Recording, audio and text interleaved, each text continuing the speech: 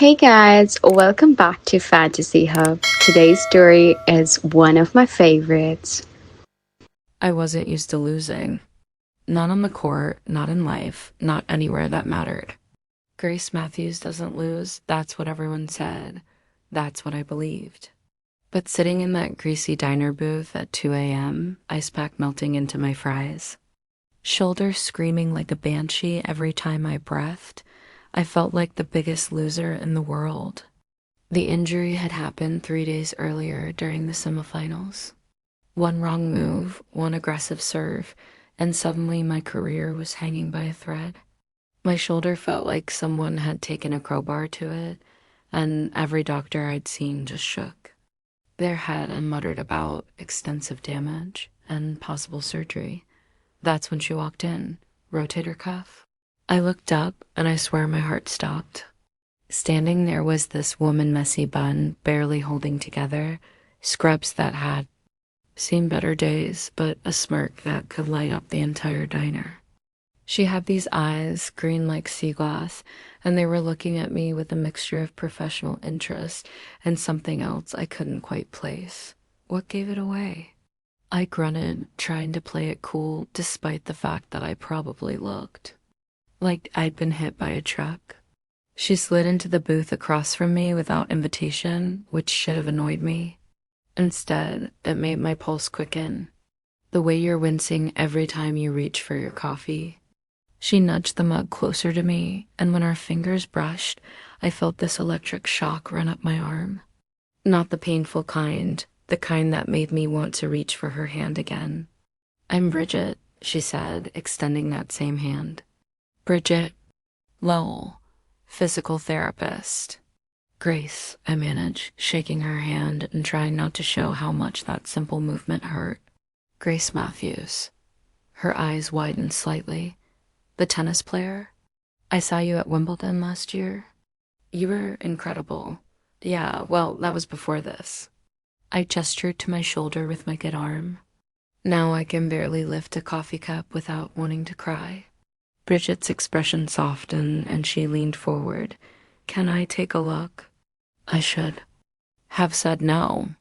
Should have told her I had the best sports medicine team money could buy. But something about her made me nod, and before I knew it, she was moving around to my side of the booth, her gentle hands exploring my shoulder with professional precision. "It's not as bad as you think," she said quietly, her breath warm against. My ear, torn rotator cuff, yes, but not completely. "With the right therapy, you could be back on the court in 6 months. Every doctor I've seen says I need surgery." "Every doctor you've seen probably hasn't worked with athletes who refuse to quit." She sat back down, fixing me with that intense gaze. "I have a practice downtown. Small, nothing fancy, but I specialize in sports injuries. If you're willing to trust me, I think I can help you." I stared at her, this stranger who'd walked into my life at my lowest moment and offered hope. "Why would you want to help me?" She smiled, and it was like sunshine breaking through storm clouds. "Because you're not done yet. I can see it in your eyes. You're not ready to give up, and neither am I." Bridget's clinic was exactly what she'd described: small, nothing fancy, but clean and professional. The walls were covered with certificates and photos of athletes she'd helped, their signed pictures, thanking her for getting them back in the game. It gave me hope, but also made me nervous. What if I was different? What if I was beyond help? "Relax," Bridget said, as if reading my thoughts. "I can feel your tension from here, and we haven't even started yet." She had me lie face down on the massage table, and I tried to focus on the eucalyptus oil she was warming between her hands instead of how exposed. I felt in just my sports bra and shorts. This was professional, I reminded myself, medical. Then her hands touched my shoulder, and professional went out the window. "Jesus," I breathed as her fingers found a particularly tight knot. "Sorry," she said, but she didn't stop. "I know. It hurts, but I need to work through this if we're going to make progress." Her touch was clinical at first, methodical. She worked each muscle group with precision, explaining what she was doing and why. But as the session went on, something shifted. Her movements became more intuitive, more personal. When she hit a particularly tender spot and I couldn't suppress a moan, her hand stilled. "You okay?" she asked, and her voice was different, lower, more intimate. "Yeah," I said, my voice barely above a whisper. "Just really good at your job." I felt her hesitate, felt the tension in the room change. When I turned my head to look at her, she was staring at me with an intensity that made my breath catch. "We should ... She started, then cleared her throat. "We should stick to the exercises," but neither of us moved. We just stayed there, frozen. In that moment, her hand still on my skin, my heart hammering against the table.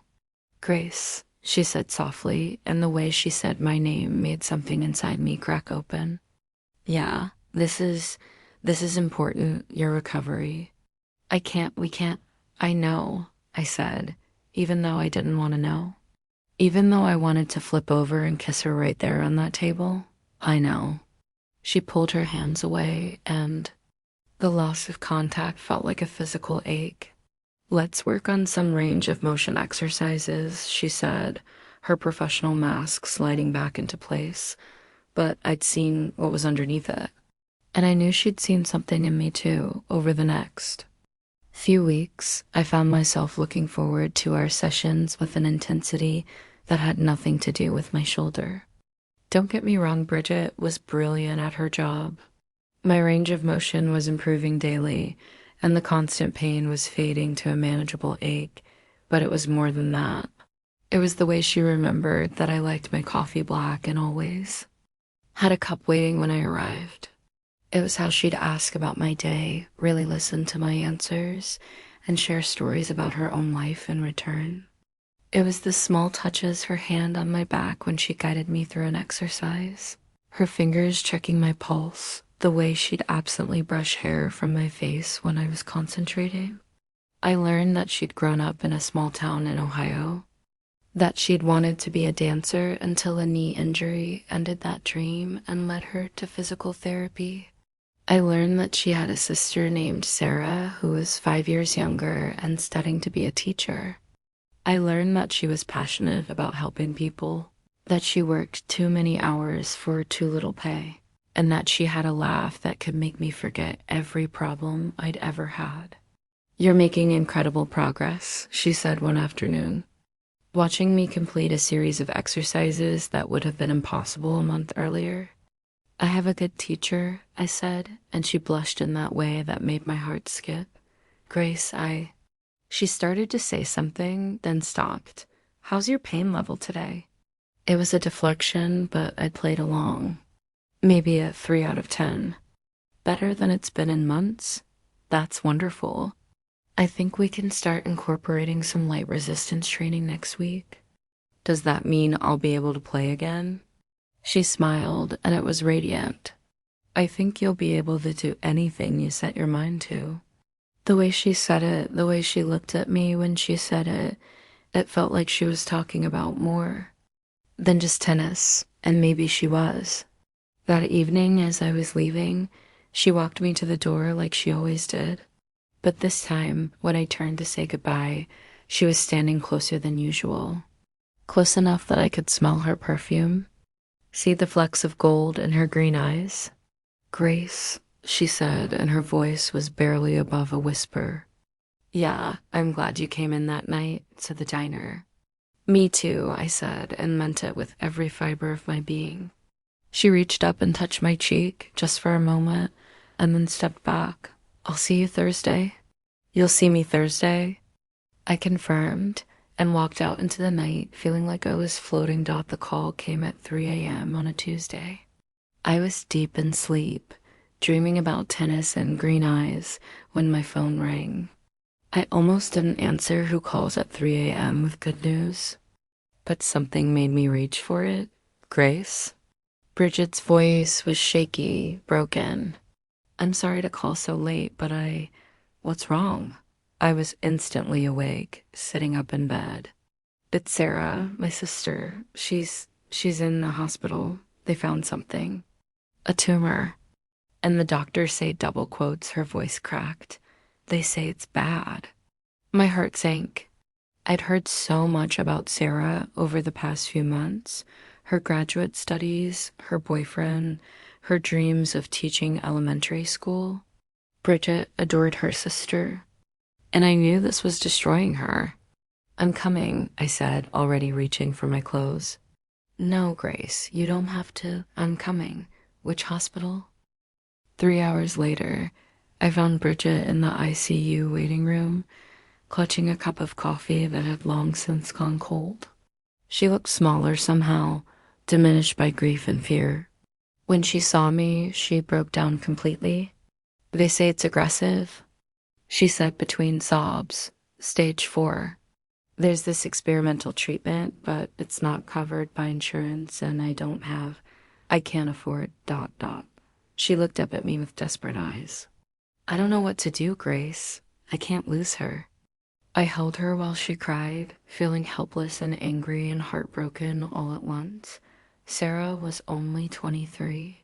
She had her whole life ahead of her. It wasn't fair. What about the treatment? I asked when her tears had subsided. How much does? It cost $200,000, she said hollowly. Might as well be 2 million. I've already called every bank, every loan company. My credit isn't good enough, and I don't have collateral. My mind was racing. $200,000 was a lot of money, but it wasn't insurmountable. I had savings, investments, endorsement, deals. I could help her. But then I remembered something, a conversation I'd had with my financial advisor the week before. He'd mentioned an investment opportunity, something high risk, but potentially high reward. At the time, I dismissed it because I didn't need the money. But maybe, Bridget, I said carefully, I might know someone who can help. It's risky, but there's this investment firm. I can't ask you to. You're not asking. I'm offering. Let me make some calls. The next morning, I met with James Morrison, the head of Morrison Investment Group. He was smooth, polished, with the kind of confidence that came from making other people rich. His office was all glass and steel, overlooking the city, and when he spoke about investment opportunities, he made it sound like printing money. The returns are guaranteed, he said, sliding a folder across his desk. Minimum investment is $50,000, but based on your portfolio, I'd recommend going bigger, much bigger. I thought about Sarah lying in that hospital bed, about Bridget's tear-streaked face, about the desperation in her voice. What about 200,000? Morrison's eyes lit up. That would yield approximately 400,000 in 6 months. Maybe more if the market performs as expected. It seemed too good to be true, but I was desperate. I signed the papers, transferred the money, and called Bridget with the news. I can't let you do this, she said, but I could hear the hope in her voice. It's not a loan, I told her. It's an investment. In 6 months, we'll both be rich. She cried again, but this time it was relief. Thank you, she whispered. Thank you so much. I should have done more research. I should have been more careful. But I was in love, and love makes you do stupid things. Like trust the wrong people with everything that matters. The FBI raid happened on a Thursday. I was in the middle of the training session, working on my serve, when my phone started buzzing with calls and texts. At first, I ignored them. I'd learned to shut out distractions when I was practicing. But they kept coming, and finally, I checked my messages. The first was from my agent, call me immediately. Do not talk to anyone else. The second was from my publicist, we need to discuss damage control. The story is breaking now. The third was a news alert, investment firm under federal investigation for fraud. Morrison Investment Group was the headline story on every financial news site. Ponzi scheme, they called it. Fraud, theft, Millions of dollars stolen from investors, including several high-profile athletes and celebrities, including me. I called my financial advisor, my lawyer, my agent. The news was all bad. Morrison had been arrested. The company was being liquidated. The money, my money, Sarah's money was gone. But the worst part was yet to come. I drove to Bridget's clinic, my hands shaking on the steering wheel. I had to tell her before she heard it on. The news. I had to explain that I hadn't known, that I'd been duped just like everyone else. Her receptionist told me she'd left early, so I went to her apartment. I could hear the television through the door. The news was already breaking.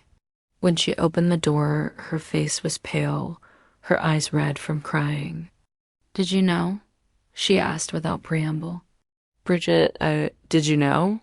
She screamed, and I'd never heard her voice like that, raw, broken, furious. "No," I said, but I could see she didn't believe me. "I swear to you, I had no idea.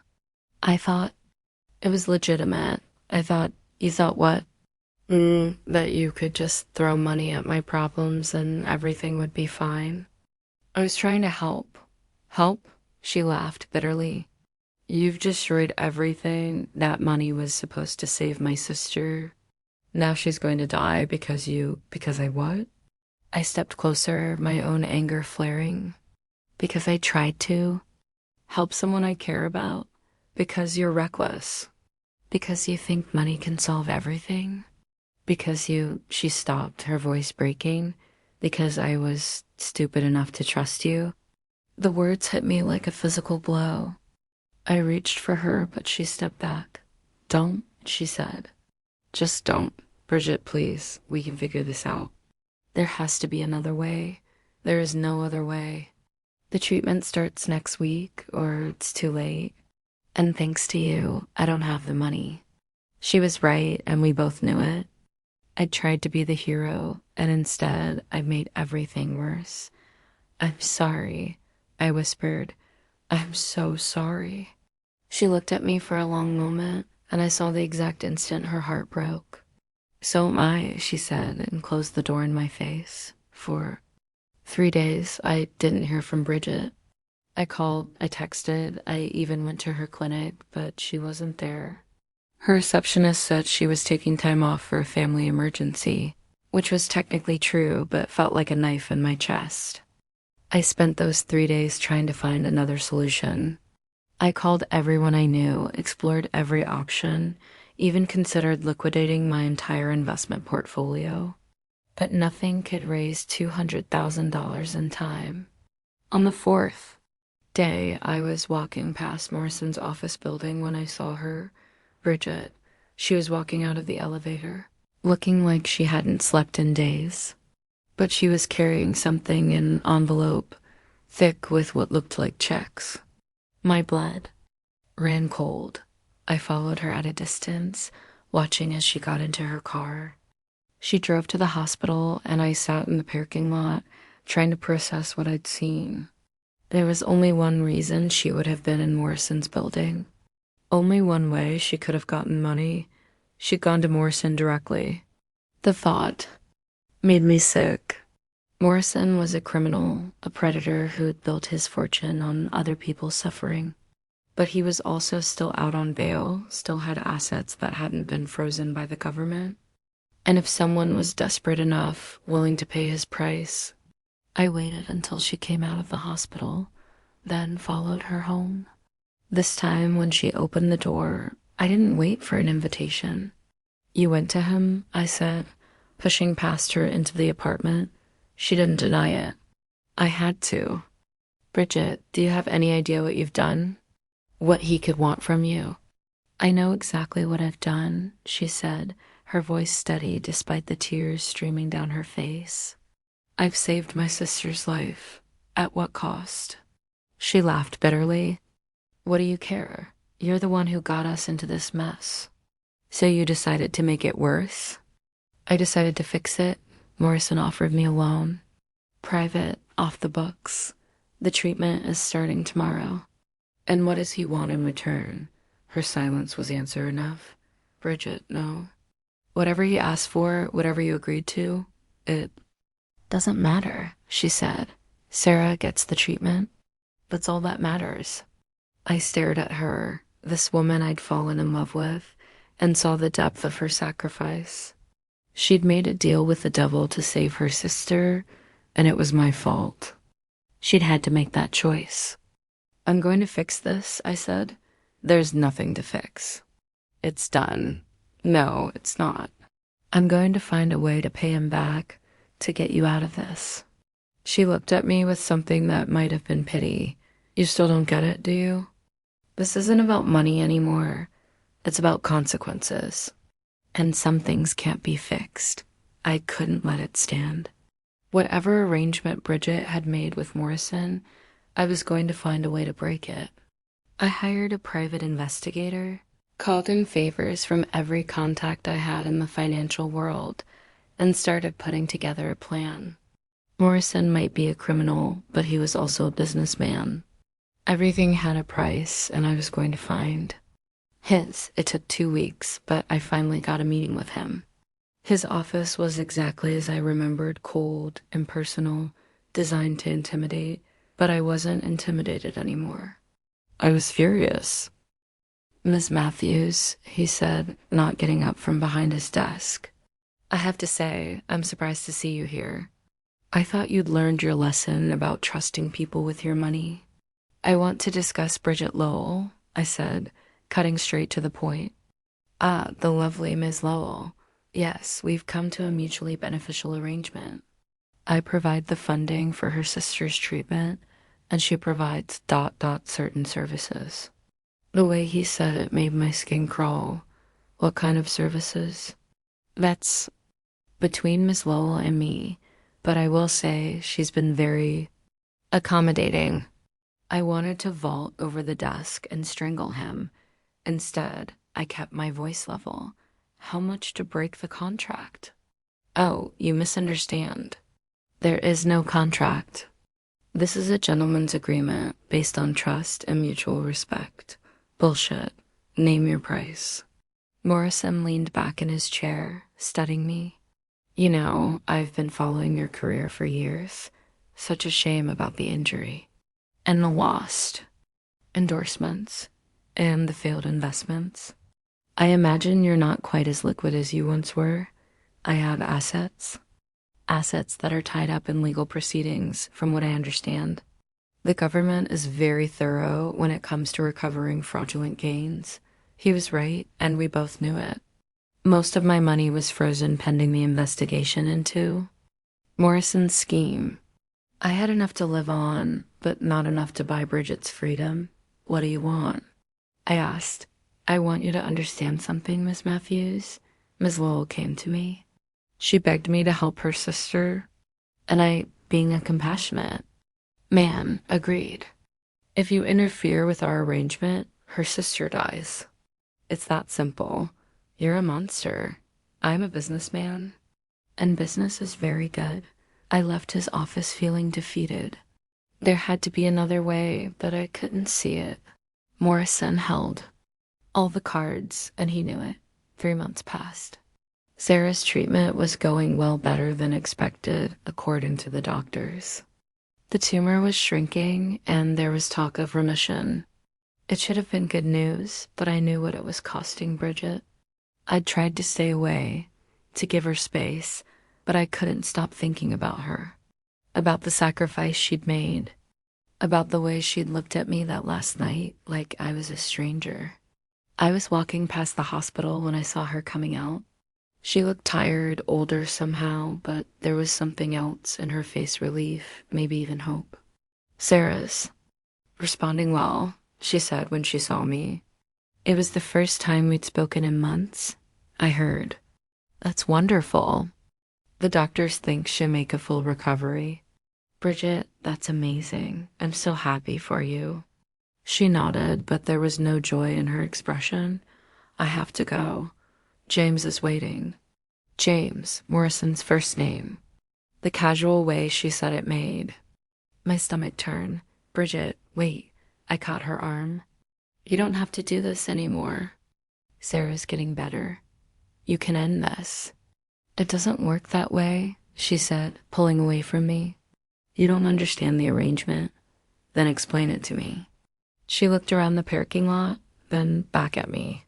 He owns me, Grace, until the debt is paid. I belong to him. And the interest keeps growing. How much? It doesn't matter. I'll never be able to pay it back. That's the point. I felt sick. There has to be a way. There is no way. This is my life now. I made my choice. You made that choice because of me. No, she said, and her voice was gentle for the first time in months. I made that choice because I love my sister. You didn't force me to do anything. I should have been more careful. I should have protected you. You tried to help. That's more than most people would have done. It started to rain then, a sudden downpour that had us both running for shelter under the hospital's awning. We stood there, watching the water cascade down, neither of us speaking. I miss you, I said finally. Grace, I know we can't go back. I know I screwed everything up, but I miss you. I miss us. She was crying, though I couldn't tell if it was tears or rain on her cheeks. I miss you too. But it doesn't change anything. It changes everything. It means what we had was real. What we had was 3 months. It wasn't enough to build a life on. It was enough for me. She looked at me then, really looked at me, and I saw the woman I'd fallen in love with. Not the broken, desperate person she'd become, but the strong, passionate woman who'd walked into my life and changed everything. I have to go, she said again, but she didn't move. I'm going to find a way to fix this, I said. I promise you I'm going to find a way. Don't, she said. Don't make promises you can't keep. I've never made a promise I couldn't keep. She almost smiled at that. You're so sure of yourself. I'm sure of you, of us. This time, when I reached for her, she didn't pull away. We stood there in the rain, holding each other, and for just a moment, it felt like everything might be okay. Then her phone rang. I have to go, she said, and this time she meant it. I watched her walk to her car, get in, and drive away. But something had changed. She'd let me in just for a moment. She'd let me see that she still cared. And that gave me hope. I hired the best private investigator money could buy.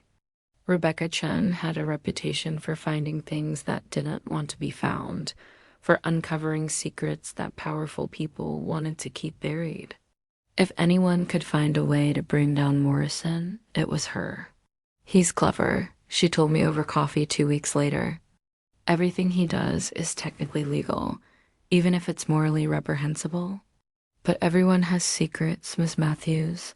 Everyone has something they don't want exposed. What kind of secrets? The kind that could put him away for a very long time. I've found evidence of tax evasion, money laundering, connections to organized crime. The FBI is already building a case, but they need more evidence. How long will that take? Months, maybe years? These things don't happen overnight. I don't have months. Bridget doesn't have months. Rebecca studied me over her coffee cup. There might be another way. Riskier, but faster. I'm listening. Morrison keeps records of all his ... arrangements. Insurance, you might say. If something happened to him, if he were arrested or killed, those records would be released to law enforcement. It keeps his clients honest. Where does he keep them? That's the million-dollar question. My guess is a safe deposit box, maybe multiple locations. But if we could find them, we could expose everything and save Miss Lowell in the process. I thought about it. Breaking into Morrison's safe deposit box was illegal, dangerous, and would probably destroy any chance I had of a normal life. But if it would save Bridget, what do you need from me? Rebecca smiled. I need you to trust me, and I need you to be prepared for the consequences. It took 3 weeks to plan. Rebecca had contacts in the security industry, Former law enforcement officers who'd grown tired of watching criminals like Morrison operate with impunity. We weren't the first people who'd wanted to bring him down, and we wouldn't be the last. The plan was simple in theory, complex in execution. Morrison kept his insurance files in a safe deposit box at First National Bank. Rebecca's contact on the inside would create a window of opportunity, a temporary security malfunction that would give us access to the vault. I would go in, retrieve the files, and get out. Simple. Except nothing about breaking into a bank is simple. The night of the heist, I was more nervous than I'd ever been before a tennis match. Rebecca went over the plan one more time, checked, and rechecked the equipment, and made sure I understood the risks. If you're caught, you go to prison, she said. This isn't a game, Grace. This is real. I know. Do you? Because once we do this, there's no going back. Your life will never be the same. I thought about Bridget, about the sacrifice she'd made, about the way she'd looked at me in the rain. My life isn't the same anyway. The bank was quieter than a tomb at 2 a.m. Rebecca's contact had disabled the alarms for exactly 12 minutes long. Enough for me to get in, find Morrison's box, and get out. Any longer, and the backup systems would kick in. My hands were shaking as I worked the lock on Morrison's safe deposit box. Inside were files, dozens of them, documenting years of illegal activity. But more importantly, there were contracts, agreements, records of every arrangement Morrison had made with desperate people like Bridget. I found her file near the bottom. The terms were even worse than I'd imagined. Not just money, but control. Morrison owned her body and soul until the debt was paid. And the debt was structured so it would never be paid. I photographed everything, then put the files back exactly as I'd found them. By the time the security systems came back online, I was 3 blocks away, heart pounding but victorious. We had him. The evidence was overwhelming. Tax evasion, money laundering, extortion, coercion. Morrison had built an empire on other people's suffering, and now we had proof. Rebecca compiled everything into a comprehensive file and delivered it to the FBI, the IRS, and the local district attorney's office. But that wasn't enough for me. I wanted Morrison to know that his world was about to come crashing down. I called him from a burner phone, disguising my voice. Tomorrow morning, check the news. Your 15 minutes of fame are about to begin. Who is this? Someone who believes in justice. The story broke at 6 a.m. Every major news outlet picked it up. Investment fraudster's secret empire exposed. The details were damning, the evidence irrefutable. By noon, Morrison was in custody, and by evening, the FBI had raided his offices and frozen his assets. I watched it all unfold on the news, feeling a mixture of satisfaction and terror. I'd done it. I'd brought down Morrison. But I'd also committed multiple felonies in the process. The knock on my door came at 8 p.m. Grace Matthews? The FBI agent was young, serious, professional. I'm Agent Thompson. We need to talk. I let him in, my heart hammering. This was it. This was where I paid the price for my choices. We know. What you did, he said, settling into my living room chair. The break-in at First National, the theft of Morrison's files. I don't know what you're talking about. He smiled. Ms. Matthews, we have security footage of you entering the bank. We have your fingerprints on Morrison's safe deposit box. We have phone records showing you contacted our office with the tip about Morrison's activities. I said nothing. Here's the thing, Agent Thompson continued. Morrison's operation was bigger than we realized. He had connections to organized crime, to international money laundering, to things that make your little break-in look like a parking ticket. The evidence you provided is going to put him away for the rest of his life. Good. The question is, what do we do with you? I waited, barely breathing. Officially, We have no idea how we came into possession of Morrison's files. Anonymous tip will say, concerned citizen. As for the bank footage, well, technical malfunctions happen. Sometimes recordings get corrupted. I stared at him. You're letting me go? Ms. Matthews, sometimes justice requires people to take risks. Sometimes it requires people to make difficult choices. We appreciate your civic-mindedness. After he left, I sat in my living room for a long time processing what had happened. I'd won. Morrison was gone, his empire destroyed. But there was still one more thing I needed to do. I needed to find Bridget. She was at the hospital again, visiting Sarah. I waited in the parking lot, watching her through the window. She looked different lighter somehow, like a weight had been lifted from her shoulders, which made sense considering Morrison's arrest had been all over the news. When she came out, I was leaning against her car. Grace, she said, and I couldn't read her expression. I heard about Morrison. Yeah, hell of a thing. The news says an anonymous tip led to his arrest. Anonymous evidence. That's what they say.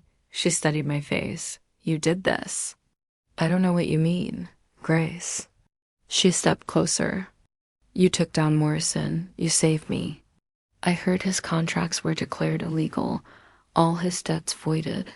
Seems like the people he was exploiting are free now, including me. Including you. We stood there in the parking lot, the evening air cool around us. There was so much I wanted to say, so much I needed to explain. But all I could think about was how beautiful she looked, how much I'd missed her. Why? She asked. Because I love you, I said. Because I screwed up, and I needed to fix it. Because you deserve better than what I gave you. Grace, I know it doesn't change anything.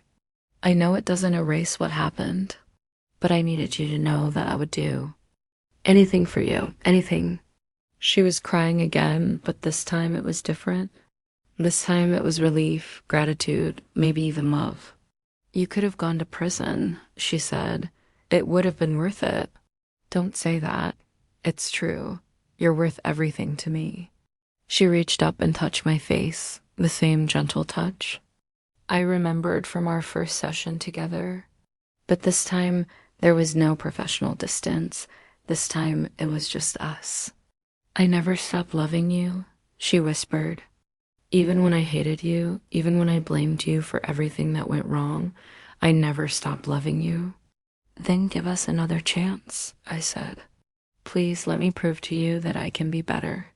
She kissed me then, right there in the hospital parking lot, with all the passion and desperation of two people who'd almost lost everything. When we broke apart, we were both breathless. Okay, she said, okay. The next 6 months were the hardest and best of my life. Hard because we had to rebuild everything from scratch: trust, communication, understanding. We couldn't just pick up where we'd left off. Too much had happened, too many wounds had been opened. But it was also the best because we did it together. We went to couples therapy, we talked about everything that had gone wrong, and we learned how to fight fair. We discovered that love isn't just about the good times, it's about how you handle the bad times. How you support each other when everything falls apart. Sarah made a full recovery, which was the best news of all. She graduated with her teaching degree and got a job at an elementary school across town. She and Bridget were closer than ever, and I was grateful to be included in their family circle. My shoulder healed too, better than anyone had expected. I returned to competitive tennis, though I was more selective about tournaments. I'd learned that there were more important things than winning, more valuable things than rankings and endorsements. Bridget and I moved in together in a small house near her clinic. It wasn't fancy, but it was ours. We painted the walls together, planted a garden, adopted a rescue dog named Ace. We built a life that was ordinary and extraordinary at the same time.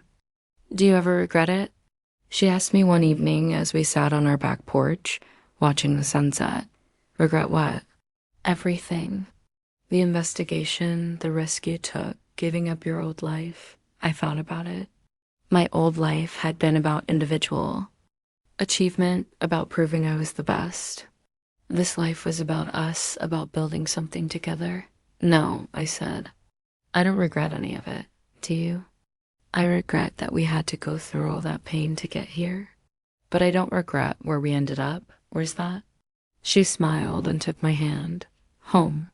My comeback tournament was in Miami, 18 months after the injury that had started everything. I was nervous in a way I hadn't been since I was a teenager, but it was a good kind of nervous. The kind that meant I cared about the outcome. Bridget was in the stands, along with Sarah and a few close friends. She'd been my unofficial physical therapist throughout my recovery, working with me every day to regain my strength and flexibility. She knew my body better than any doctor, knew exactly what I needed to perform at my best. Remember, she'd told me that morning, it's not about winning or losing. It's about proving to yourself that you can do this. Since when is Grace Matthews not about winning? I teased. Since Grace Matthews learned there are more important things than tennis. She was right, of course. But that didn't mean I was going to go easy on my opponent. The match was closer than I'd expected. I was rusty, my timing off, my serves lacking their usual power. But I was also more strategic than I'd ever been, more patient. I'd learned to think several moves ahead, to anticipate my opponent's weaknesses. In the third set, down by a break, I looked up at the stands and saw Bridget. She was gripping her seat, completely absorbed in the match. When our eyes met, she nodded once, a small gesture that said everything I needed to hear. I won that set 6-4, then took the match in straight sets. It wasn't my best tennis, but it was good enough. More importantly, it felt like a beginning. Rather than an ending, how does it feel to be back? A reporter asked after the match. It feels like coming home, I said, and meant it. I'd been planning the proposal for months. I knew I wanted it to be somewhere meaningful, somewhere that represented our journey together. The tennis court where I'd been training seemed perfect, the place where I'd rebuilt my career, where Bridget had helped me become not just a better player, but a better person. I'd arranged for us to have the court to ourselves on a Saturday morning, telling Bridget I wanted to work on my serve. She'd offered to help like she always did, bringing her professional eye and her unwavering support. Your form is almost back to where it was before the injury, she said, watching me practice. Actually, I think it might be better, more controlled. I had a good teacher, I said, catching the ball instead of serving it. The best teacher is experience. You've learned to listen to your body, to work with it instead of against it. I've learned a lot of things, I said, walking toward her. About tennis, about life, about what really matters. She was standing near the net, clipboard in hand, looking every inch the professional. But I could see the affection in her eyes, the pride in my progress. Bridget, I said, stopping in front of her. Do you remember the first time we met? In the diner. You were the most stubborn patient I'd ever encountered. I was broken. Not just physically, but emotionally. I'd built my entire identity around being the best, and when I couldn't play anymore, I didn't know who I was. And now I know exactly who I am. I'm the woman who loves you. I'm the woman who wants to spend the rest of her life making you happy. Her eyes widened as I dropped to one knee, pulling out the ring I'd been carrying for weeks. It was simple, elegant, with a stone that matched her eyes. You once fixed my shoulder, I said, my voice shaking with emotion. Now let me fix your last name. She stared at me, her hands trembling over her mouth. Grace ... double quote. Bridget Lowell. Will you marry me? For a moment she was completely still. Then she launched herself at me, knocking us both to the ground in a tangle of limbs and laughter. Yes, she said between kisses. Yes, yes, yes. I slipped the ring onto her finger, and it fit perfectly. Just like us thought, we were married 6 months later in a small ceremony at Sarah's school. It seemed fitting Sarah had been the catalyst for everything that had happened between us, and the school represented new beginnings, hope for the future. The guest list was small: family, close friends, some of my former teammates. Rebecca Chen was there, elegant in a navy dress, looking nothing like the badass private investigator who'd helped me bring down Morrison. Agent Thompson even showed up, claiming he was in the neighborhood. Funny how justice works sometimes, he said during the reception, raising his glass in a toast. Sometimes the good guys win. Sarah was Bridget's maid of honor, radiant in her recovery and her new life. She'd started teaching third grade and loved every minute of it. During her speech, she talked about how Bridget had always been her hero, how she'd sacrifice everything to save her life. But Grace, she said, looking directly at me, showed my sister that she didn't have to sacrifice her happiness too. She showed her that love is worth fighting for. My agent, Marcus, was my best man. He had been skeptical about the relationship at first, worried about how it would affect my career. But seeing us together had changed his mind. I've known Grace for 10 years, he said in his speech. I've seen her win championships, break records, achieve things most people can only dream of. But I've never seen her as happy as she is right now. Bridget, thank you for giving her something more valuable than any trophy. The ceremony itself was simple but perfect. We'd written our own vows, and when it was my turn to speak, I looked into Bridget's eyes and spoke from the heart. I thought I knew what winning meant, I said. I thought it was about being the best, about proving I was stronger than everyone else. But you taught me that real winning is about finding someone who makes you want to be better, not just at what you do, but at who you are. Bridget's vows were beautiful, talking about how I'd shown her that taking risks could lead to the greatest rewards, that love was worth any sacrifice. You saved my sister's life, she said, her voice thick with emotion. But more than that, you saved mine. You showed me that I didn't have to choose between love and loyalty, that I could have both. When we kissed, sealing our marriage, I felt something I'd never experienced in all my years of competitive tennis. The absolute certainty that I'd won the only game that truly mattered. 3 years later, we were living a life I never could have imagined. I was still playing tennis, though more selectively. I'd won 2 more Grand Slams, but they felt different now, less about personal glory and more about representing something larger than myself. Bridget had expanded her practice, bringing in 2 more physical therapists and specializing in sports medicine.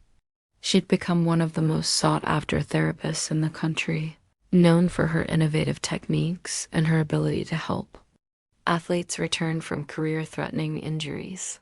Just like she helped me, I would tell reporters when they asked about her success. We'd started a foundation together, using my prize money and endorsement deals to help families dealing with medical crises. The Grace and Bridget Matthews Foundation provided grants for experimental treatments, connected families with resources, and advocated for better healthcare accessibility. Sarah had become the foundation's education director, creating programs that brought health awareness to schools. She'd also gotten married to her longtime boyfriend, a fellow teacher named David, and they were expecting their first child. You're going to be an aunt, Sarah had told us when she announced the pregnancy, both of you. The idea of being part of a growing family filled me with a joy I'd never experienced on any tennis court. Sometimes late at night, I would lie awake thinking about how different my life might have been. If I hadn't gotten injured, if I hadn't wandered into that diner at 2 a.m., if I hadn't met Bridget, where would I be now? Probably still playing tennis, still chasing records and rankings, still alone, still defining myself by my achievements rather than my relationships. still thinking that winning was everything. Do you ever wonder what would have happened if we'd never met? I asked Bridget one night as we lay in bed, her head on my chest. All the time, she said, but not in a regretful way. More like, amazed that we found each other at all. It was pretty unlikely, wasn't it? You showing up at that diner, me being there at exactly the right moment. Maybe it wasn't as unlikely as we think. Maybe we were both looking for something, even if we didn't know what it was. What were you looking for? She was quiet for a long moment. Purpose, I think. I was good at my job, but I wasn't passionate about it. Then I met you, and suddenly, I had a reason to push harder, to be better. And I was looking for someone who could see past the trophies and the rankings to who I really was underneath. Did I do that? You saw me when I couldn't even see myself. She kissed my chest, right over my heart. I love you, Grace Matthews. I love you too, Bridget Matthews. It still gave me a thrill to hear her say our shared name, to know that we'd chosen each other, that we'd built something lasting out of the chaos of our first meeting. 5 years. After our wedding, I announced my retirement from professional tennis. I was 32, still competitive, but ready to focus on other things. The foundation had grown beyond anything we'd imagined, helping hundreds of families and funding groundbreaking research. My retirement ceremony was held at the US Open, where I'd won my first Grand Slam 15 years earlier. The crowd was on their feet, giving me a standing ovation that lasted 5 minutes. But the only person I was looking at was Bridget, sitting in the front row with tears streaming down her face. Tennis has given me everything, I said into the microphone. Championships, experiences, opportunities I never dreamed of. But the greatest gift it gave me was an injury that led me to the love of my life. I found Bridget in the crowd, saw her mouth, "I love you," back to me. I'm not really retiring, I continued. I'm just changing courts. From now on, I'll be playing a different game, one where the score is measured and lives change, families helped, and love shared. After the ceremony, reporters asked if I had any regrets about my career. Just one, I said. I wish I'd gotten injured sooner. They laughed, thinking I was joking. But I was completely serious. Every moment of pain, every setback, every crisis had been worth it to get to where I was now. 10 years after that first meeting in the diner, we found ourselves back there. Not by accident this time, but by choice. We'd made it a tradition to come back every year on our anniversary to remember where it all started. The diner hadn't changed much. Same cracked vinyl booths, same burned coffee, same fluorescent lights that made everyone look tired. But now, instead of seeing it as a place of desperation, I saw it as a place of possibility. Table for two? The waitress asked, and we slid into the same booth where we'd first met. Do you remember what you ordered? Bridget asked, scanning. The menu sheet memorized years ago. Fries and regret, I said, with a side of self-pity, and ice for your shoulder, which had melted by the time you showed up. We ordered the same things we'd had that first night: coffee, fries, and hope for the future. As we ate, I thought about everything that had happened since then. The pain, the joy, the mistakes, the victories. All of it had led us here to this moment, to this life we'd built together. I have something for you, Bridget said, pulling out a small wrapped package. Inside was a photo from our wedding day, the moment right after we'd said, "I do," when we were both laughing at something. Sarah had whispered, "We looked ridiculously happy, like we couldn't believe our luck. Look at the back," she said. I flipped it over. In her careful handwriting, she'd written, "For Grace, who taught me that sometimes the best things come from the worst injuries. Love always, your favorite physical therapist." I love it, I said, my voice thick with emotion. I love you. I love you too, more than I ever thought possible. We sat there in that dingy diner, holding hands across the table, And I realized that this was what happiness looked like. Not the roar of a crowd or the weight of a trophy, but the simple pleasure of being with someone who knew you completely and loved you anyway. What do you think we'll be doing in another 10 years? I asked. Same thing we're doing now, she said. Growing old together, helping people, being grateful for every day we get. That sounds perfect. It is perfect. Or perfect. And you know what? She was right. We were perfect, not because we never fought or never made mistakes, but because we'd learned how to fight fair and how to forgive each other's mistakes. We were perfect because we'd chosen each other over and over again through every crisis and every triumph. As we left the diner that night, I thought about all the stories that begin with, what if? What if I hadn't gotten injured? What if I hadn't gone to that diner? What if Bridget hadn't decided to help a stranger? But our story didn't begin with what if. It began with what now?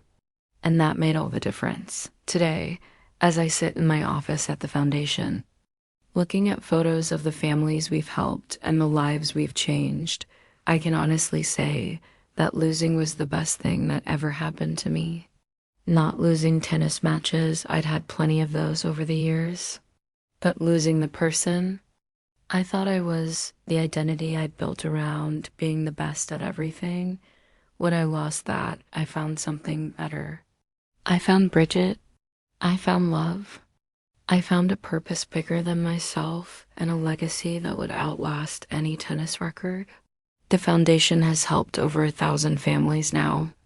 We've funded research that's led to breakthrough treatments, provided grants that have saved lives, and created a network of support that reaches across the country.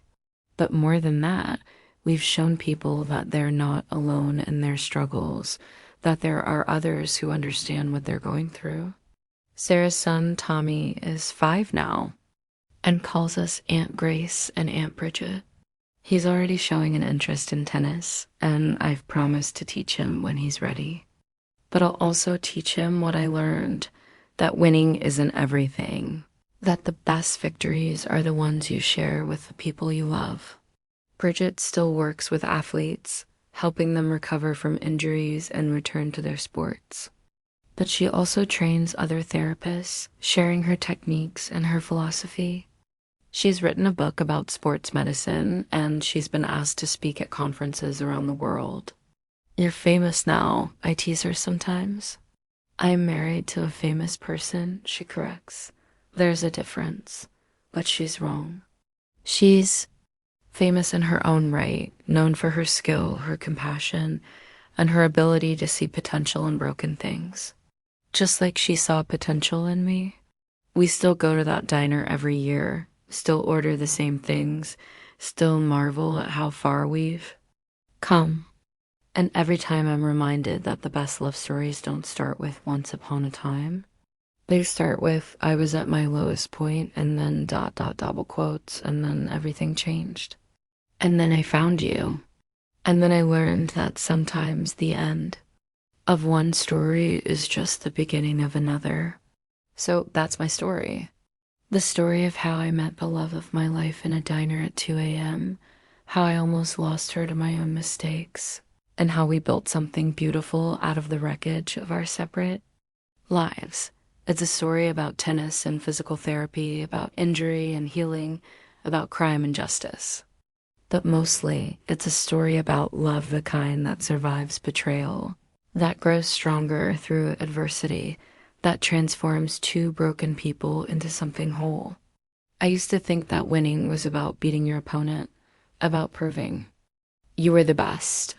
Now I know that winning is about finding someone who makes you want to be better, who stands by you when you're at your worst, who celebrates your victories and helps you learn from your defeats. I used to think that love was a distraction, something that would make me weaker, less focused. Now I know that love is the thing that makes everything else possible, that gives meaning to all the other achievements. And I used to think that the most important question in life was, am I good enough? Now I know that the most important question is, who am I willing to fight for? For me, that answer has always been the same, from the moment I met her in that diner until now, until forever. Bridget. I'm willing to fight for Bridget, for us, for the life we've built together. That's the game that really matters. That's the only game worth winning. And we're still playing it every single day. Game, set, match. Love wins.